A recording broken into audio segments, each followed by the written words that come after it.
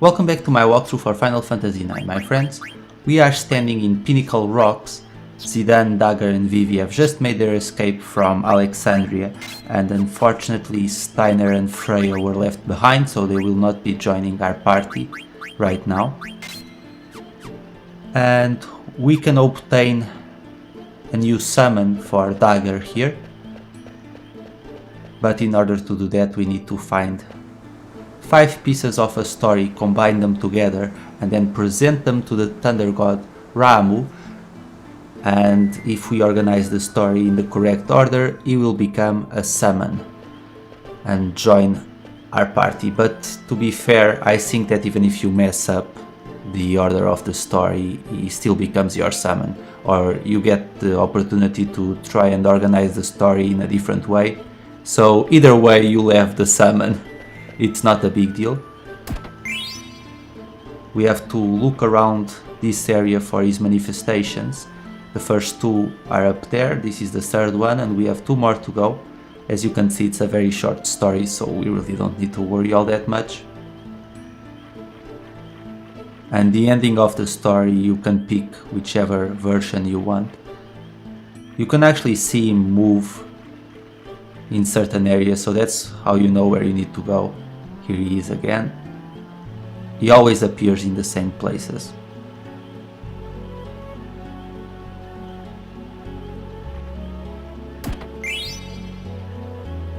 We already have one of those, but I guess it doesn't hurt to have another one.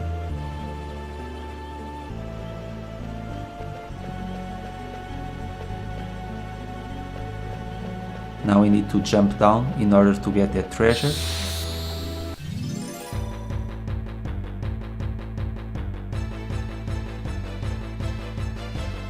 And we've encountered this monster before. In the Festival of the Hunt, he was the final boss. A couple of Blizzards from Vivi will finish it off.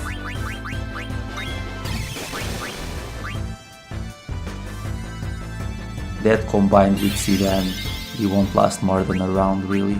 But I want to steal. Remember, it's important for you to steal so that you can increase Zidane's Stiffery attack power, so you want to steal as often as you can. And the Estandara, which damages all of your party members, but it's nothing to be too concerned about. Zidane is going to enter trance mode, but he's not going to get the chance to use it. To be fair, that's what always happens with Zidane's trance. And look at that, with that powerful and destructive strike that dealt 54 damage, Dagger manages to slay the beast. Poor guy didn't have much health left, I guess. But jump down here, pick up the Mithril Armlet and jump down. And we're going to get the last piece of the story. Sorry, I didn't mean to walk out of the screen. Go back inside and here he is once again. So now we can move towards the exit and organize the story. So let's do it.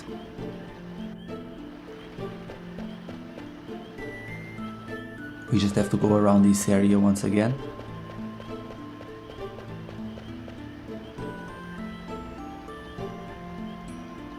So let's organize it. First we pick beginnings or beginning. Simple enough. Then we select cooperation, followed by silence.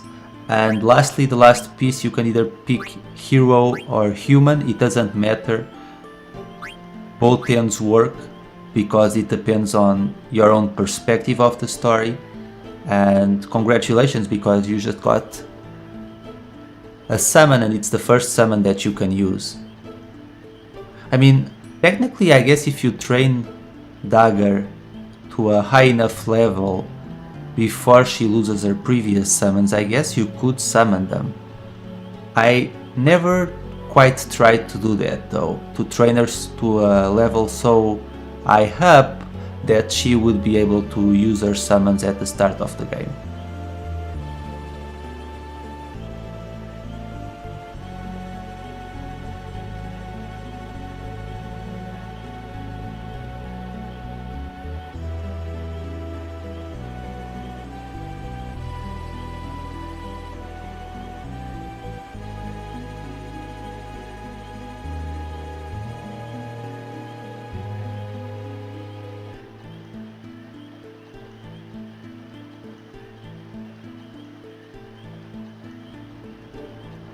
And I think this is the only time that an Eidolon actually talks to us and gives us a life lesson. Whenever I see Ramuh, I just think of Gandalf for some reason. I just imagine they have the same voice.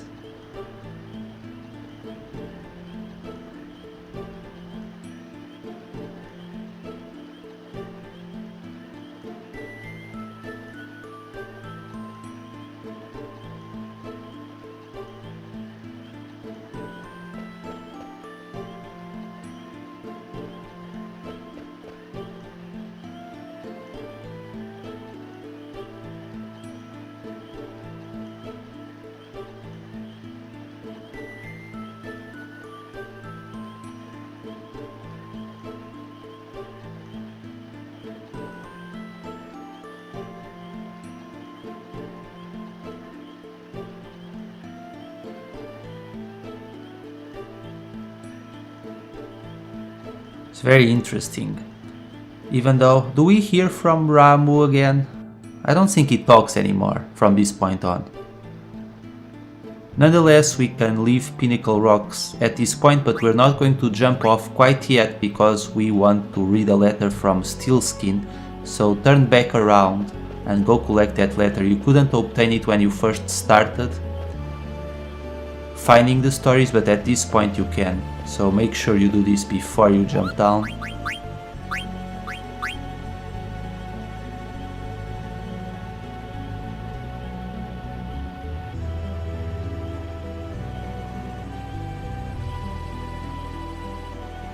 It seems that Steelskin is pretty badly injured. We still had time to write a letter though. And send it somehow. So if he sent it, someone had to collect it. So can you imagine like a poor Mughal like on his dying bed or something trying to send a letter all injured, and another Mughal just flies by and is like, sure pal, I'll deliver the letter for you. I won't take you to the hospital or anything, but I'll deliver the letter. Still, Steelskin will be okay. He's tougher than he looks.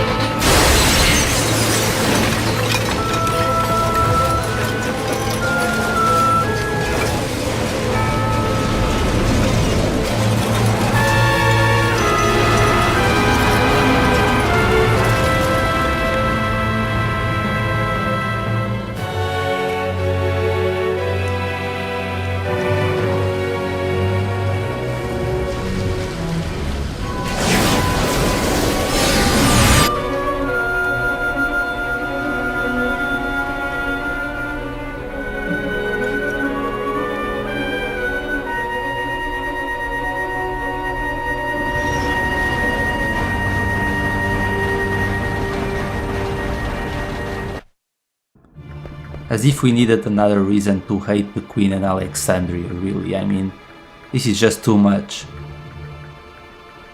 And unfortunately, once again, we were helpless to do anything to stop the assault.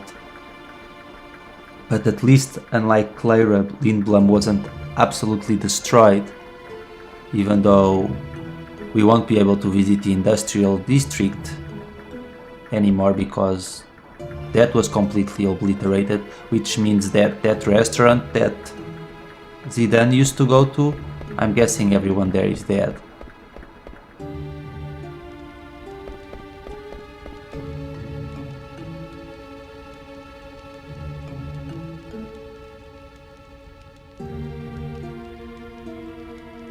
It's a shame that they are lashing out against the Black Mages because obviously the Black Mages, they're being controlled, so it's not their fault, and we are going to learn that very soon, but still they take out their anger against the Black Mages. Can't really blame them though, and I feel terrible for this kid because I think her mother died. I tell you, a lot of people might think that Final Fantasy IX is light-hearted because of the design of the characters and so on, and I admit that at first the story, it's got a lot of humor and so on, but we're talking about mass killings here. So when it comes to that, Final Fantasy IX is pretty deep. Don't mind me, man, I was just robbing your house in order to save the world once again. That guy probably secretly hates Zidane though. It's kind of tragic because if you go around talking with survivors and so on, they all talk about how they either got injured or they lost someone. It's really tragic.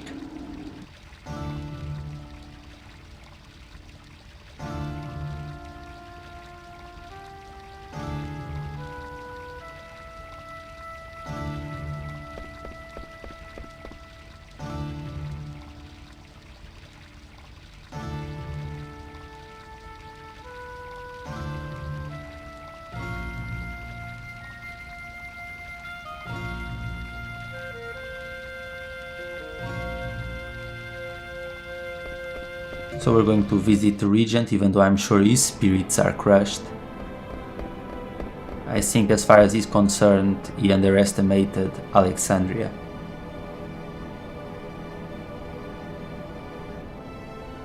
To be fair, she's being kind of unfair here. It wasn't just Zidane who rescued her. In fact, it was mostly Marcus and Blank and Steiner and Freya even that did most of the job. If they weren't there, they would still be in prison.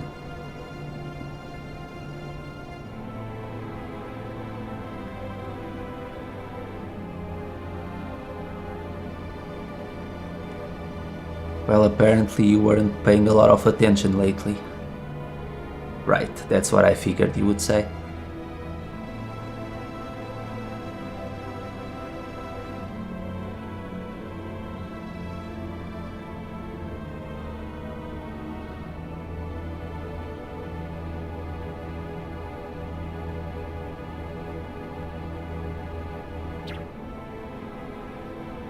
To be fair, did Clara really resist? I mean, the citizens of Clara, they didn't want to fight, we were the ones who fought for them, so when you think about it, there was no reason for the Queen to destroy Clara other than the fact that, you know, she's an asshole. Sorry about the term, but that's what she is.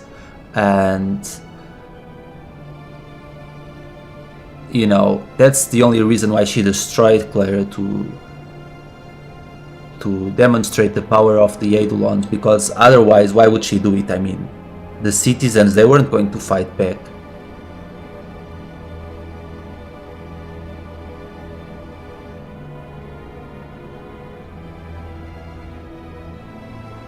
Kuja is much more than a weapons dealer though.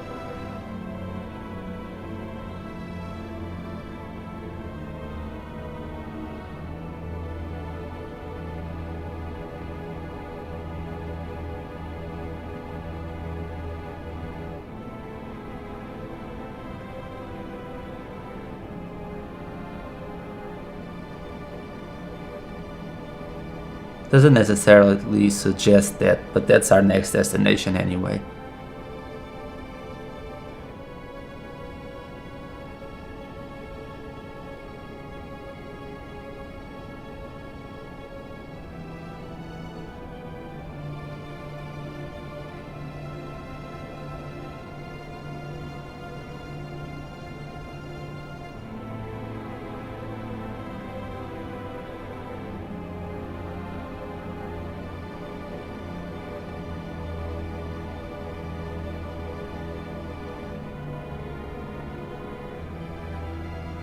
Right, you can't really make excuses for your mother, because at the end of the day, even if she is being manipulated, which she is, it's still her lust for power that turned her into a mass murdering freak, you know.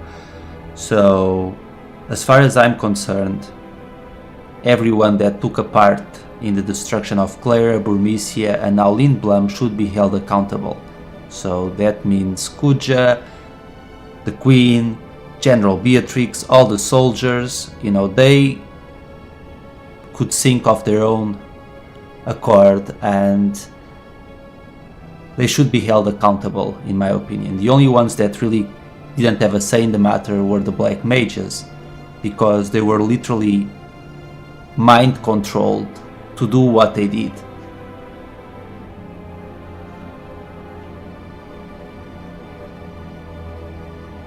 And in the end, when you think about it, it's the Black Mages that are hated by everyone.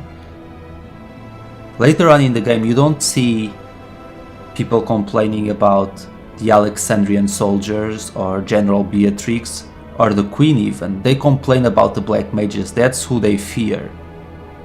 Again, puppets of war, that's all I can say. But yeah, just think about that for a second. This game is it gives us a lot to think about, I think.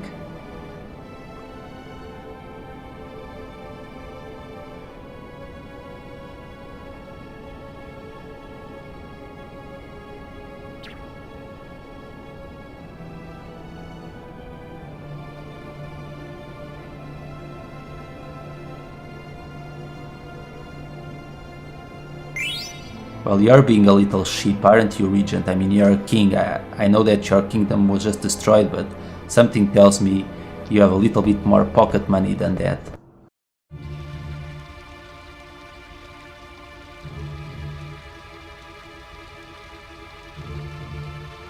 Okay, so we're going to go around what's left of Lindblum and collect a few items and get a few items for ourselves too. We're going to buy a Mage Masher so that we can make a new weapon for Zidane in the synthetist shop, and also buy a couple of Mage hats. And we're also going to make a few more cotton robes so that we can sell them.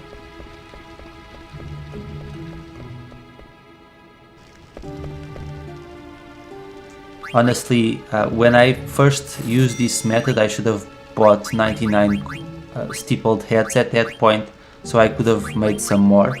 And also, I forgot to unequip the barbet from Steiner because he had one, but if you do have one available, you can make a Barette for Dagger and she will be able to learn Cura with that item equipped, so it's a good item for you to have. I just forgot to remove it from Steiner, so I can't use it here. Also get the Exploda for Zidane. And now that I think about it, I totally forgot about the cotton robe. Sorry about that, I have to go back.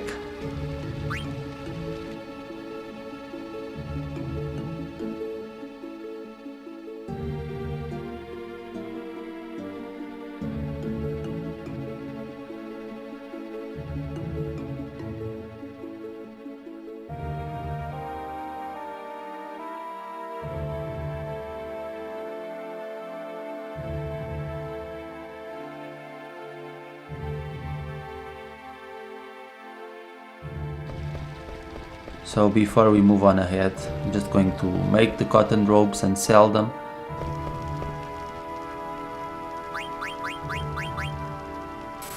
We can make 20 though, so that's not bad. So if we sell those, we'll get 40,000 gil, because we can sell the cotton ropes for double the price. And I didn't need to come sell them here, I'm sorry about that. I'm so used to using this method that I always come into the weapon shop to sell them, even though I really don't need to come back here, so let's just leave. We can go to the theater district to get a few more items, talk to Lowell so that he moves on to Alexandria, but first we need to go to the hotel room, and the Mughal there has a bunch of letters for us to read, and we also need to deliver a letter. Take a little break here, it's 100 gil, it's not a lot, you can afford it.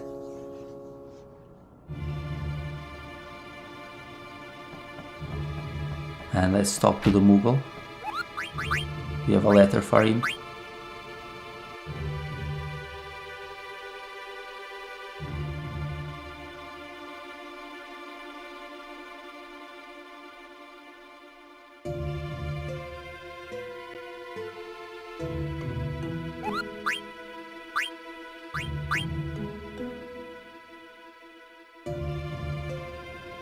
So now that we have this letter, we can go talk with that actor guy Lowell so that he moves on to Alexandria. But first, talk to the Mughal again because he has a letter for us to deliver. I tell you, it's easy to miss the MughalNet side quest because it's very easy to miss a letter here and there, and that will affect the entire thing. So we're going to the theater district now. We can't go to the industrial district like I said before because it was destroyed, but there's a few items for us to pick up in the theater district. Once again, it's all destroyed, and oh goodness, this woman and her child also make me sad because she wants to go to the industrial district to find her husband, but it seems that she can't go there obviously because the industrial district is destroyed and her husband is probably dead, so that's rather unfortunate. As you can see, all the treasures that we collected when we first came to Lindblum, they respawn once you come back after Lindblum is attacked, and they will respawn once again after Lindblum is rebuilt.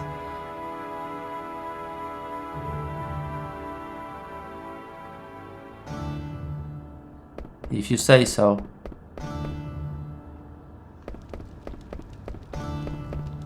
You're a rather forgiving guy, that's all I can say.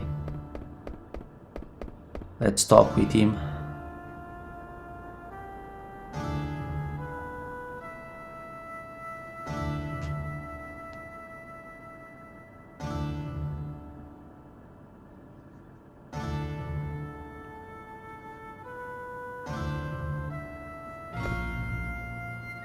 Well, he's so pretentious, I really can't stand that guy.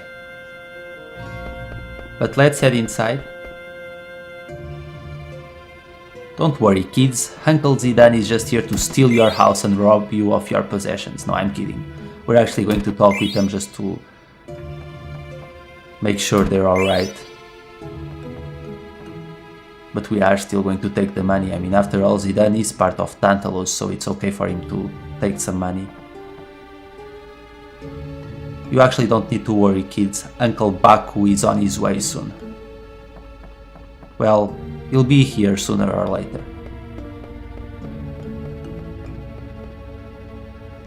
So now that we've done that, we can head back to the business district and we're going to talk with that guy so that we can leave Lindblum.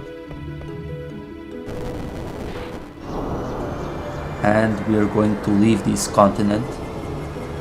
We won't be coming back for a while.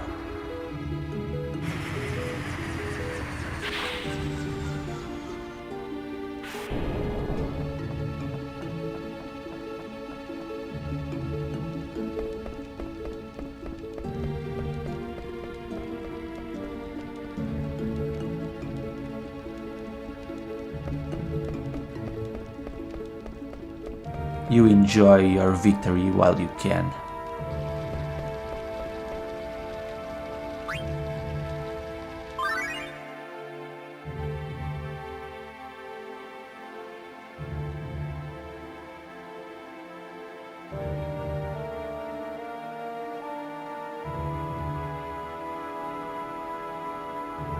be fair, the queen does seem like a hungry person, so I can imagine she would eat everything that's put in front of her. Curse that blue honey boo boo, I dislike her so much.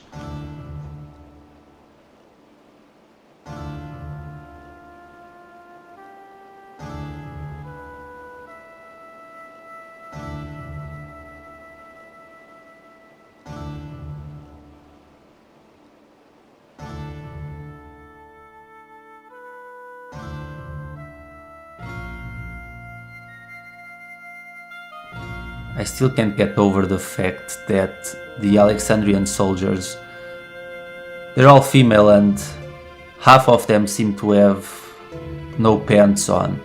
They're literally wearing like a bikini or something underneath that armor. I don't understand how that can protect them at all, but it's one of those things, you know.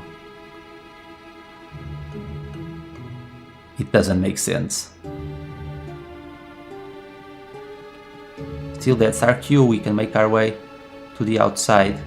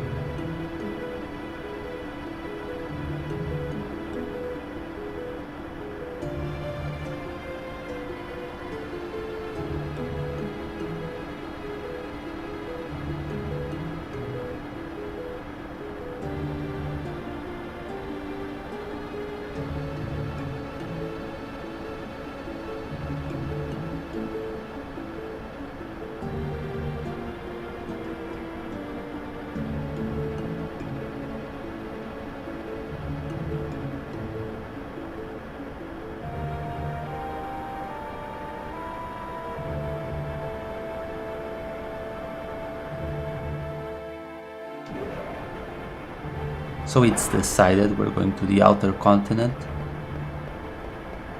The good news is that we'll be reunited with Queen soon.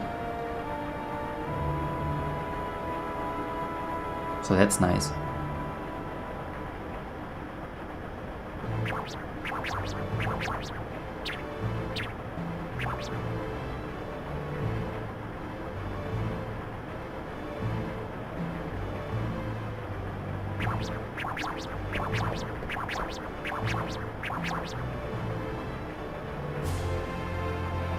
Yeah, the excavation site, or fossil Ramuh, can be problematic because it's very easy to get lost inside, so we need to be very careful while moving around there so that we don't get lost.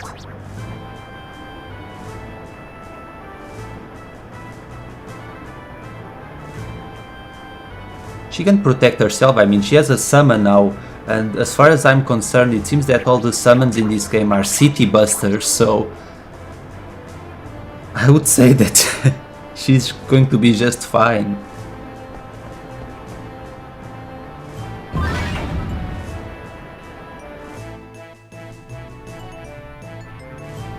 Well, it does seem that some of the Alexandrian soldiers wear pants. Either that or they have purple butt cheeks, but regardless of that, half of them don't.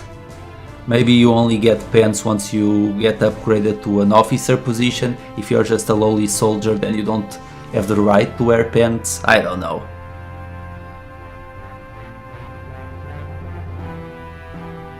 Regardless, it's silly. But it seems like a very intentional move by the creators of the game to develop their armor and attire like this.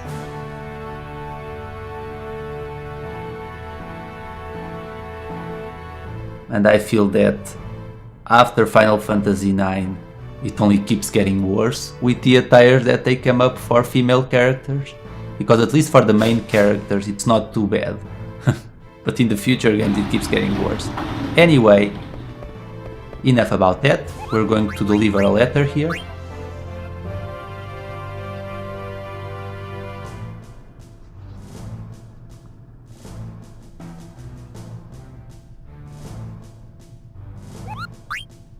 You assume that they eat Muggles. I swear, the black mages are so poorly represented. I feel really bad for them because it's unfair the way that they're treated. It's not their fault.